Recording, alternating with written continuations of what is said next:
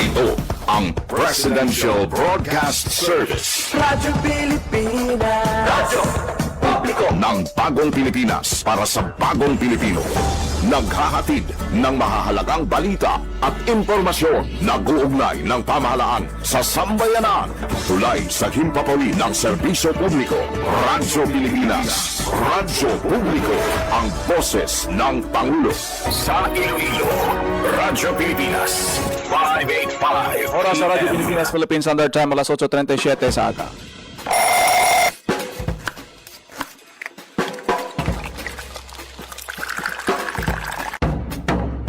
Aga sa Iloilo. Masako. Magahod.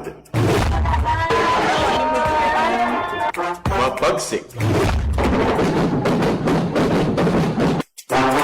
Panibagong adlaw pagkatapos ng pahuway sang gabi antes. Bagong nga paglaom. Isa naman kapag lumakas sa matahong nga palaabuton. Iloilo Morning. Ang programa nga kaupod ninyo sa pamahaw kunaga. Magadulong sa labing ulihi nga balita. Mga istorya halin sa Iloilo, kag iban nga bahin sang rehiyon. Mga ginahuluhang balan, kag mga trending topic sa social media. Ululupod naton at tubangon ang maayo nga aga. Magpamati na sa Iloilo Morning. Diri sa 585 kHz sa AM band sa inyong mga radyo. Radyo Pilipinas Iloilo, the only government radio station in Western Visayas.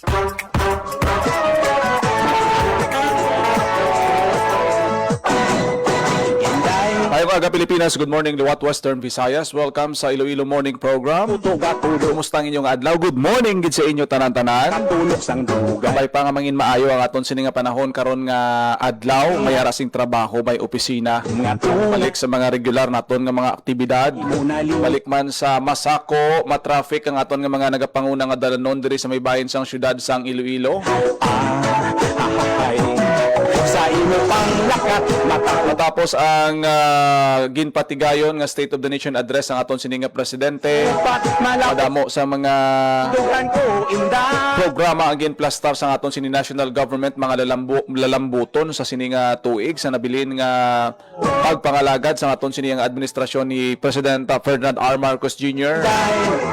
Siling sang Pila ka mga pumuluyo ang aton siniginkuhaan sa mga reaksyon, no, kanami isang mga ginplastar sa State of the Nation address ang aton sini presidente. Isa na diri ang pagpadayon sang fuel subsidy program sa aton sini nga transport sector nga ginahatag ng mga assistance ang aton sini DSWD in partnership with LGUs. Ibalaan man naton nga kahapon nga adlaw may ara sing ginpatuman naman nga panibag-o nga oil price hike. And until such time nga daw hindi gid masiling naton nga mangin stable ang sitwasyon sa conflict dito sa may bayan sa Middle East, sa Strait of Hormuz, ang aton sini nga gobyerno nagapaninguha, nagapangita sa pamaagi nga masuportahan, mabuligan ang aton sini mga sektor nga lubos nga naapektuhan. Ag isa na dira ang aton nga mga drivers, PUJ drivers, tricycle drivers. Suno sa aton sini nga presidente nga magapadayon ang fuel subsidy o fuel assistance. Dito magsala sa bahin sang jeep ongoing pasubong ining 10 peso discount per liter sa mga nagapamasayro, no, sa mga public o kuno PUJs naton. Ay discount na sila sa mga accredited nga mga gasoline stations. Ti yawat pa ina, no, kay 10 pesos ina mo per liter. Ti ongoing ina kag suno sa aton siniyang presidente magapadayon bot silingon may next batch pa nga pagabatunon ang aton siniyang mga drivers. Ti 5,000 pesos to sa nagdigad ang ginhatag sang DSWD sang second quarter sang tuig 2026. Ang importante nga nagatupa kag gamiton ini nga mga ayuda akon assistance sa aton siniya nga pagpakal sang inugtughong naton nga mga gasolina akon sang aton sini nga mga transport sector. sa imo yuhong nga tunay. Munang good news kay may second batch, may masunod pa nga mga ayuda. Actually ang local government sang Iloilo City sa nagligad gin-announce man ni Mayor Chanyas nga sa subong ginapain na ang budget for the next distribution sang fuel coupon. Yawat pa na, no? Tag 500 pesos na kada coupon mo. Tughong mo na subong, at least do malabot man, do ma-full tank man ang mga salakyan sang aton sini nga mga tricycle driver, sa aton mga PUJ drivers, may ara man. Rabati naton bala ang reaksyon sang pila ka mga drivers nga aton siniya nga na-interview.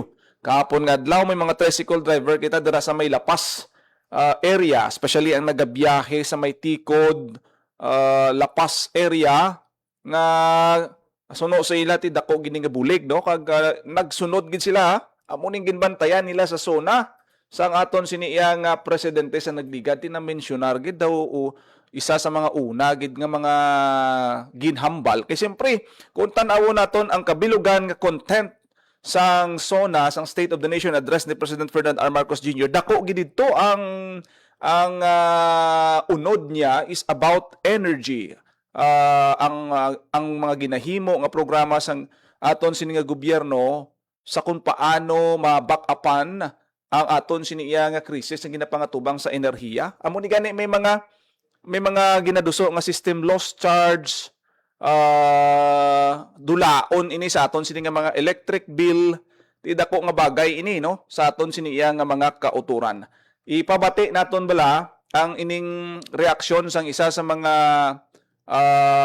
pumuluyo sa siyudad sang Iloilo, siling niya sa aton sini nga pag-interview daw ka bugat gid sining system loss charge kag daw nagasakit gid ang buot niya every time nga makit-an sa iya sinibulanan nga bill nga mayara sing system loss charge. Linya daw kadako gid siniya sang ginakaon sang system loss charge kung computon mo na in a year ang system loss charge amo na ang mga kinawatan nga kuryente sa linya sang distributor abi nato, no, sang kuryente diri sa syudad sang Iloilo, more power. Di kun madula ina sila nga yawat pa na ibakal bugas. Yawat pa na ipabalon sa akon sining mga kabataan nga naga-eskwela. Kay maayo kay namuno ina sang aton sining nga presidente kag kabay pa nga mapatuman gilayon, no, inang pagdula sang system loss charge para nga makasapin-sapin sa balayran, makabuhin sa balayran sang aton nga mga konsumidor. Ipabati naton bla ang aton sini interview kay Sir Rolly Gintibano sang Barangay Banuyaw, lapas sa iya siniya nga reaksyon sa sining proposed nga pagdula sang system loss charge sa bill sang aton sini nga kuryente. Si Sir Rolly Gintabano. System loss, no? Oo, Anong reaksyon mo nung diri konsumidor ka sang more, no? maganda yung Nabatian to kahapon ang propose nga dulaon ang system loss charge nga hindi pagpabayaran sa mga konsumidor.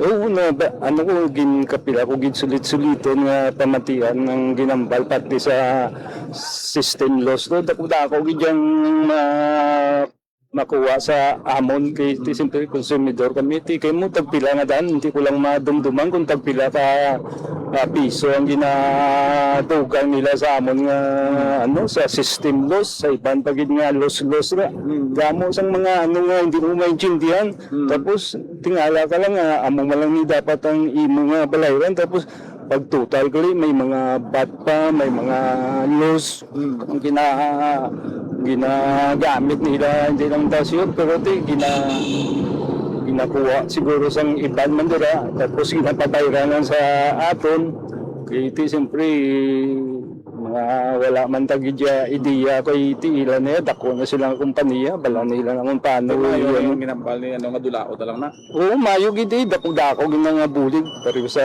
subong mahal sang mga ano mabudlay ang pangabuhi so kung madula gid man dako mga bulig para sa nagagamit sang kuryente. Sige. Nabatian si Manong Rolly Gintibano sang Barangay Banuyaw, Lapas, taga Banuyaw, Lapas. Ti damo sa kunoy ay makita niyang bilya may amo ni may loss tanan mo ni may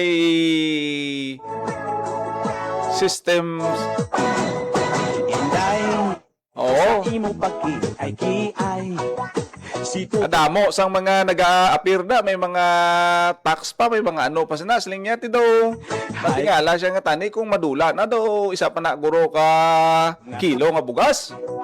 dughan ko sa imo na lima. Payo gini kay isa ni sa mga na-mention sa aton siniya nga presidente nga ginaduso gid ang pagdula pag aminda sang ipira law kag pag eliminate o kung pag abolish sini nga ano niyo sang makitaan ta sa aton sini nga bill nga system loss charge Mga supa nga ang kinawatan nga kuryente bla ginapapasan sa aton sini nga mga konsumidor. Di na balang wala kay imo ga pangawat, gabayad ka man it husto, wala kaya ga jumper, sa imo ya ipatong ang kalukuhan sang iba naton nga mga kauturan nga gapamintaha. Di daw tuod man no, sto gining hambal sa aton sini nga presidente.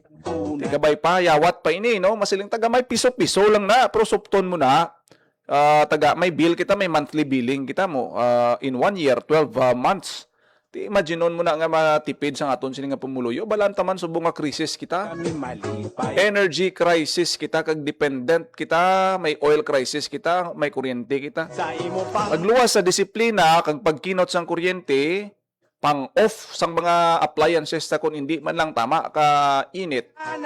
I-off tang mga electric fan tay, aircon naton kag kun ano pa dira. Pero kung madula nito ang system loss ni charge ti dako gid nga bulig sa aton sini nga mga konsumidor. bisan los Speaking of energy sa gihapon nga isa sa mga sang away. priority program sa aton sini nga presidente ang aton nga Iloilo City Government kanami sini isang programa sa aton sini nga kuano nga Iloilo City Government kay ang syudad sang Iloilo nagaplano nga pahamtangan sang solar panel ang madamo nga mga pasilidad sang LGU. 25 million pesos initial fund from the city government nga allocated para nga butangan sang solar energy ang aton sini nga mga pasilidad kasubong sang evacuation center, eye care centers, kag iban pa nga critical government facilities. Yeah. Ini giniya nga ano gid ini may layi kita nga naga-encourage sa tanan nga mga government offices nga mag-install sang solar energy kay dako giding mabulig subong. Kung nagabill kay mo sang kuryente, kung may solar ka, mapahagan-hagan ang imo sini nga bill. Kapit pa kung dako ang capacity sang imo sini nga solar, no? Ang pwede siya maka-generate sang enerhiya sa imo sini nga mga appliances sa sulod sang balay mo ti i-ano mo pa na Makatulog. gastuhan mo pa na sa imo sini nga monthly bill. Inday sa imo yuhong. Ti ini isa gid ini sa mga nakita nato no nga nakalinya in accordance sa gusto matabo sa aton sini national government ang sariling kuryente act nga nibalaho nga naga-encourage sa aton sini makauturan nga sige kung kaya ka mo invest ka mo sa solar energy no kag ang mga institusyon naton sa nagligad ang Department of Energy Secretary naton Secretary Sharon Garin ari di sa Festive Walk Mall nga ano no naga-encourage sa aton sini makauturan gamit sang solar panel para nga makalesen kita sa aton sini iya nga gasto. Hindi ko mag-brown out da iya kung may solar panel ka. Hindi kaya hindi mauntat ang imong operasyon. Ti sa aton sini iya nga mga dalagko nga mga kumpanya, mga private sector iban, capable sila no ginabudgetan nila ini subong, nagatipid sila sang kuryente. Kag iniman ang pwede naton nga masuno no mahimo nga modelo kay may go signal, may green light sa aton sini nga national government nga naga-encourage sa aton nga mag-invest sa solar energy. Ting aton sini nga alkalde si Mayor Raisa Treñas sugura na sang city government ang pagpahamtang sang sini nga solar panel.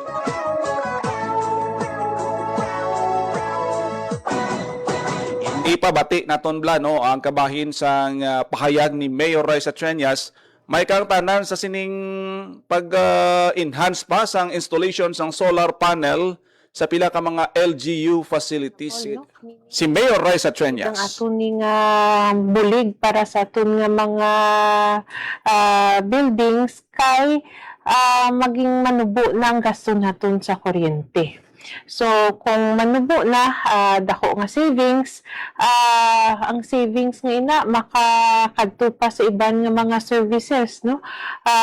So we allotted 25 million for this para sa aton pagid nga evacuation center, sa aton nga mga opsen, kay para bala naton nga in times of emergency, ang aton nga mga government offices, ang aton nga operation center, may ara power. So, amo man ang isa ka rason, redundancy and savings para sa aton nga mga government offices, government structures, and evacuation centers. Hopefully, within next month, maka-final na natin ang list. And once ma-final na natin ang list, maka-bid na kita for maka-implement na kita within the year. Nabatihan si Iloilo City Mayor Raisa Treñas, may kang tanan sa sining plano na pag-allocate sang funds ng city government, 25 million pesos para sa installation ng solar energy system sa aton sinipila ka mga pasilidad. Priority diri ang eye-care centers naton kay tiara daara ng mga rescue operations naton, ang evacuation centers naton nga ginagamit na kisa sing aton mga pumuluyo. Siyempre magbaha-baha ganina ka magbaskog ulan, storm surge, epekto sa nga bagat. Siyempre ang mga komunidad sa palibot sang baybay, malapit sa baybay, gina-evacuate na sila. Kung sa ilon mo sa evacuation centers, kung not enough o kung hindi stable ang supply sa aton evacuation centers, halimbawa, dependent ka sa electric company. Kung mag-burn out kag magkalat, halimbawa, may bagyo na matumbakan ang mga posteta, mautod ang linya, interrupted ang ang aton siniyang supplies ng kuryente. Kung may solar energy ka,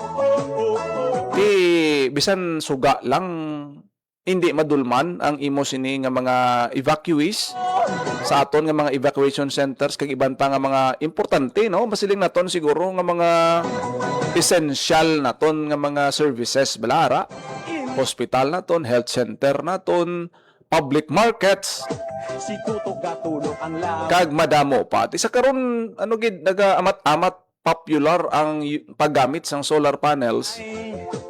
Hindi lamang sa mga institusyon, hindi lamang sa mga pampubliko nga lugar, sa mga malls, dalagko nga mga kumpanya, kundi bisan ng aton nga mga residential areas. Amat-amat lang naga-install sila. Pamakal sila sang battery, kung ano pa dira nga mga kagamitan, solar panel, bisan sa gagmay lang, pisang pang charge cellphone lang, tama ka mapuslanon. Suga, pang electric fan lang masustener, no, sang sining mga solar panels naton. So hopefully hindi lamang ang direksyon subong naga-lead sa aton sa kada isa nga i-consider ang solar option, solar energy installation kay balaan naton nga kung ang aton nga need sa generation sang power, coal, diesel, kag kung ano pa dira, no, may hydroelectric man, okay kung hydroelectric kag iban pa, pero ang shortage sang enerhiya diri sa Visayas, mayara gid kita sang shortage suno sa Department of Energy kag kisa mo inang ginahalinan sang mga announcement, no, sang grid ngati red alert mo sini. Hindi makatulog sa May shortage sang distribution sang enerhiya, may rotational brownout. Kung mag-rotational burnout na kag may solar energy ka, kundi tawhay pa. mapunggan. Sige tayo yon ang imo siniyang paggamit sa imo sining mga kagabitan, Lakat matakugang. sa imo siniyang mga projects mo dira, no? Mga supat, malapor sila na ang So dugan. dako ni nga bagay ang ini nga mga proyekto kag initiative sang Iloilo City Government kag nagapati kita nga not only city government, tanan nga LGUs gina-encourage mga kabanwahanan naton, mga munisipyo naton, pati barangay Imo tatay. ginabuligan, no, mayara gid na sang pag-push o kung pagtumok sa DILG kay isa ina sa mga direksyon nga luyag ma-attain sang aton siniya nga national government Diri ka lang nga mangin kita sustainable kag mayara kisang capability nga magpadayon ng imo sining nga operasyon Sa imo pang lakat sa pihak sang krisis nga ginapangatubang ta. Pero ang good news kay ti may mga additional nga mga power plants, power generators, ko inday. mga investor sa sektor sang enerhiya nga tinagpabutyag sang expansion sang pila ka pasilidad kag ang iban mga baguhan, mga new players nga maga-invest no sa dalagko nga mga planta nga hopefully maka-augment, makadugang sang kinahanglanon nga enerhiya sang Visayas. Matawhay. Visayas ga ano nag-amat-amat boom ang economic naton nga Kung amo sa ako growth naton diri damo sa mga investors nga naga-put up sang ilang nga negosyo diri sa Iloilo City kinahanglan gid na no ang development ginatan-aw gid na sa aton mga investor. Ano ang status sang enerhiya? May tubig, bastante bala sa tubig, malapor sila na bastante bala sa enerhiya, wala sang brownout. Amo na ang mga ginatan-aw sang aton sini nga mga investors para nga mag-put up sang ilang nga mga negosyo kag makahatag sang dugang nga employment sa aton nga mga kauturan. Oras sa Radyo Pilipinas, Philippine Standard Time, alas 8:58 sa pagpangalagad sang programa Iloilo Morning. Wala na kita sang tiyempo diri sa aton sini nga programa. Ang iban nga mga balita, buksan nyo na lang sa aton sini nga Facebook page sa Radyo Pilipinas Iloilo. Good morning kay Ma'am Cecilia Ganimed Gonzales nga nagaupod sa aton sini nga pagpangalagad. Salamat gida sa aton sini nga mga FB live viewers. Kung naging lamang inyo alagad, Jinel Baclay. Maayong aga Pilipinas. God bless Iloilo. Radyo Pilipinas. Radyo Publiko. Radyo Pilipinas. Ang inyong tulay sa himpapawid ng serbisyo publiko. Ang Presidential Broadcast Service, Radyo Pilipinas, Radyo Publiko. Radyo Pilipinas. Radyo Publiko. Kinilala ng pang-international at prestigyosong Asia-Pacific Broadcasting Plus Awards 2025 para sa kategorya ng Government Streaming. Ito ay dahil sa epektibo nitong pagsasanib ng mga tradisyonal na media tulad ng telebisyon, radyo at print para masabayan ang mabilis na pag-inog ng mundo ng digital at social media tungo sa mas epektibong paghahatid ng mahahalaga at napapanahong mga impormasyon sa mamamayang Pilipino. Kinilala rin ang Radyo Pilipinas dahil sa patuloy na pag-akyat ng rating. Ngayon ay matatag sa pang-4 na pwesto sa Mega Manila ayon sa pinakahuling Nielsen Radio Audience Measurement Survey. At sa social media, nakamit ang mahigit 2,000% pagtaas ng bilang ng mga sumusubaybay sa Radyo Pilipinas page sa unang bahagi ng 2025. Patunay ito na ang inyong Radyo Pilipinas Radyo Publiko ay tunay na kaagapay ng inyong pamahalaan sa paghahatid ng serbisyo sa mga mamamayang Pilipino. Mula sa aming lahat, sa ngalan ng inyong pamunuan at mga kawani ng Presidential Broadcast Service, kasama ang inyong mga himpilan ng Radyo Pilipinas sa buong kapuluan. Maraming salamat po sa inyong lahat, sa inyong pagtangkilik at pagkilala. Radyo Pilipinas. Radyo Publiko.